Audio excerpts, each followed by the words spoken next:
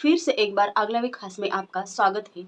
और खबर ही कुछ ऐसी है कि लैटिन अमेरिका देश वेनेजुएला में एक भीषण भूकंप आया है जिसने इतनी तबाही मचाई है कि 1 मिनट के अंदर सैकड़ों और हजारों मकानों को जमीनों-ध्वस्त किया है। यहाँ पे शुरुआती दौर में प्राकृतिक इस झटके के कारण कम से कम 10,000 लोगों की जान जाने की आशंका बताई जा रही है, लेकिन फिलहाल यह आंकड़ा एक्चुअली और भी बढ़ सकता है।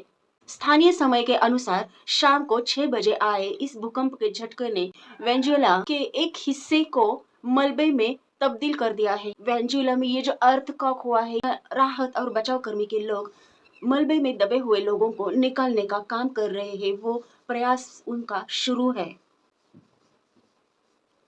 वेनेजुएला में स्थानीय समय के अनुसार शाम को 6 बजे 2 शक्तिशाली भूकंप आए थे और जिसमें व्यापक तबाही मची है। सर्वेक्षण यूएसजीएस के अनुसार पहला भूकंप की जो तीव्रता थी वो 7.2 थी और जिसका केंद्र राजधानी कराकस से करीब 160 किलोमीटर पश्चिम में स्थित था और इसके बाद 1 मिनट से भी कम समय में 7.5 तीव्रता का दूसरा एक जोरदार झटका भूकंप का आया।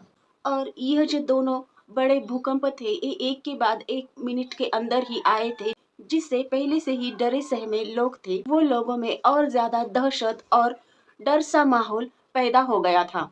और स्थानीय प्रशासन से मिली जानकारी के अनुसार कई इमारतें ढह चुकी है, जिसके कारण ज्यादा से ज्यादा लोगों के मरने की आशंका जताई जा रही है। लोगों का यह कहना है कि मलबे के नीचे भी बहुत सारे लोग शामिल हो सकते हैं और उनकी संख्या भी अधिकतम मात्रा में हो सकती है। यूएसजीएस ने अपनी स्टार्टिंग की पहली आकलन रिपोर्ट में यह चेतावनी दी है कि इस आपदा में जो मृतक की संख्या है वो 10,000 से भी ज्यादा हो सकती है और बहुत सारे जो मृतक है वो मलबे के नीचे अभी भी है, लेकिन जो कुछ जीवित लोग हैं उनका रेस्क्यू ऑपरेशन शुरू कर दिया गया है।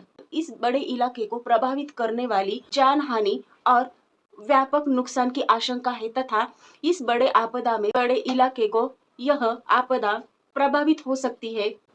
वेनेजुएला की राष्ट्रीय सरकार ने मृतकों और घायलों का आधिकारिक आंकड़ा अभी तक जारी नहीं किया गया है, लेकिन इसके बावजूद भी स्थानीय अधिकारियों और चश्मदीदों और टेलीविजन के फुटेज से हालत इतनी गंभीर है और इतनी डेंजरस है, यह साफ देखने को मिल रहा है। यह भूकंप के झटके शाम के 6 बजे को महसूस किए गए और सबसे पहला जब एक झटका भूकंप का आया तो उसके बाद कंटिन्यूसली 1 मिनट के अंदर दूसरे झटकों में लोग बहुत ज्यादा प्रभावित हो गए और बहुत ही सहम से गए और लोगों में एक डर का वातावरण भी फैल गया था। उस समय लोग अपने घरों, दफ्तरों और अपार्टमेंट में मौजूद थे। जैसे जैसे झटकों की तीव्रता बढ़ी तो लोग जान बचाने के लिए घरों और इमारतों से बाहर जाने लगे और राजधानी कराकस सहित कई इलाकों में लोग रात होने के बाद भी सड़कों पर डटे रहे थे, क्योंकि लगातार आफ्टर शॉक्स के बीच घरों में लौटने का जोखिम उठाना उन्हें सुरक्षित नहीं लग रहा था, तो इसलिए लोगों ने घर पर ना जाके रोड पर ही रहना पसंद किया। वही उन्हें सुरक्षित भी लगा। कराकस के निवासी हेक्टर रिची ने बताया है, शुरुआत में झटके हल्के हल्के महसूस हुए थे, लेकिन धीरे धीरे यही झटके बहुत ही भारी संख्या में महसूस होने के बाद सारे लोग घरों से बाहर भागने लगे। यहाँ पे एक निवासी रॉबर्ट गामस का यह कहना है कि इमारतें जो है वेनेजुएला की वो एक तरफ से दूसरी तरफ हिल गई थी, हिलने लगी थी और यह जो इतना डरावना माहौल है यह देखकर रोंगटे खड़े हो रहे थे। वो इमारतों को देखकर उन अनबिलीवेबल जैसा लग रहा था। इमारतें इधर से उधर हिल रही थी और यह जो माहौल था बहुत ही डरावना सा था। यह माहौल देखकर सारे लोग घर से बाहर निकल पड़े थे, भागने लगे थे और मानो कि वो रोड पर भी अगर आके खड़े हो जाते हैं तो उनको ऐसा लग रहा था कि जो जमीन है उस पर भी एक छेद हो सकता है, उस पर भी बड़ा छेद हो सकता है, जमीन भी फट सकती है, क्योंकि उनको जमीन पर रुकना भी सेफ नहीं लग रहा था। स्थानीय प्रशासनों ने कई मकान इलाकों की इमारतें और बिल्डिंग्स के अन्य ढांचों के ढहने की भी पुष्टि की गई है। वेनेजुएला में बहुत सारे जो बिल्डिंग्स है, घर है, मकान है और ऐसे अपार्टमेंट्स है जिनके कई सारे ढांचे ढह गए हैं और सरकार अपने पास उपलब्ध सभी संसाधनों के साथ राहत और बचाव कार्यों में भी जुटी है। सरकार अपने पास जो भी उपकरण अवेलेबल है उन उन सारी अवेलेबल उपकरणों को लेकर राहत और बचाव कार्य में जुटी है और रेस्क्यू ऑपरेशन जल्दी से जल्दी सरकार ने शुरू भी किया है, यह कहना दियोत्सादो काबेलो का है। उन्होंने इसके साथ यह भी कहा है, fire brigade, police, civil defence और अन्य आपदा राहत एजेंसियों को तत्काल सक्रिय कर दिया गया है और टेलीविजन फुटेज में कराकस में एक ढही हुई इमारत के मलबे के बीच राहत कर्मी लोगों की तलाश करते हुए भी नजर आ रहे हैं। कई स्थानों पर परिजन अपने प्रियजनों के मलबे में फंसे होने की आशंका जताए जा रहे हैं के बीच वो सरकार से मदद की भी गुहार मांग रहे हैं। और यह जो दृश्य है, यहाँ पे अगर आप यह दृश्य देख सकते हो तो यहाँ पे आपको देखने को यह भी मिल जाएगा कि कई जगह जो है सड़कें भी फटी हुई मिल रही है, देखने को फटी हुई भी मिल रही है। इससे साफ जाहिर होता है कि यह भूकंप की तीव्रता कितनी गहरी और कितनी तेज हो सकती है, कितनी अधिक तीव्र हो सकती है।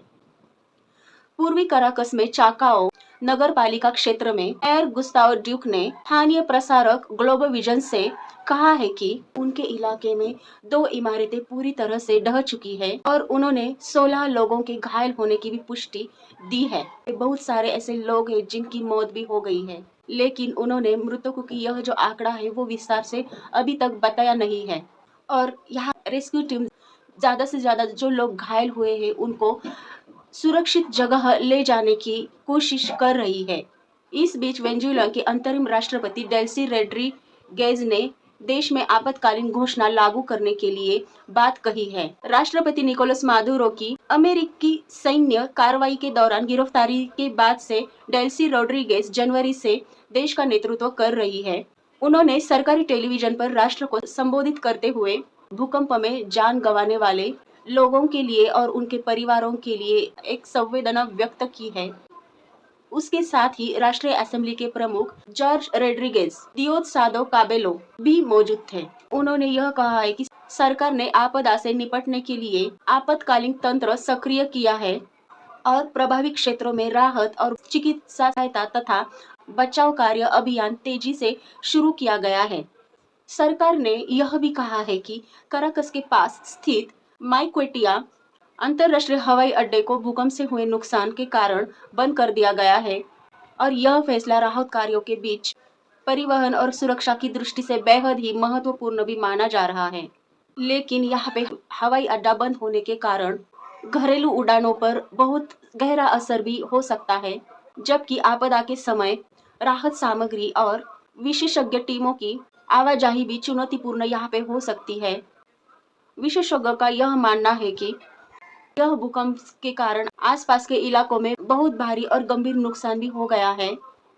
विशेषज्ञों का यह भी मानना है कि बड़े बड़े भूकंपों का इतना कम अंतराल में आना और उसके बाद लगातार आफ्टर शॉक्स दर्ज होना, यह एक विनाशकारी स्थिति भी पैदा कर सकता है। यहाँ पे वेनेजुएला की नजर राहत और बचाव अभियान पर पूरी तरह से टिकी हुई है, लेकिन इस आपदा की जो ओरिजिनल तस्वीरें हैं वो बहुत ही भयावह है, बहुत ही रूह कांपने वाली यह तस्वीरें अभी सामने आ रही है। शुरुआती संकेत बता रहे हैं कि यह हाल में लैटिन अमेरिका की सबसे भयावह तस्वीरें और एक विनाशकारी आपदा भी यह एक साबित हो सकती है वेनेजुएला भूकंप। और यहाँ पे वेनेजुएला भूकंप के ये जो एक्सीडेंट हो गया है और यह भूकंप की तीव्रता भी बहुत अधिक मानी जा रही है। इसके जो न्यू अपडेट्स है ये हम आपको देते रहेंगे, तो बने रहिए अगला वे खास पर। तो ऐसे ही न्यूज़ की अपडेटेशन के लिए आपको अगला वे खास को सब्सक्राइब करना है, लाइक करना है, शेयर करना है और कमेंट कीजिए।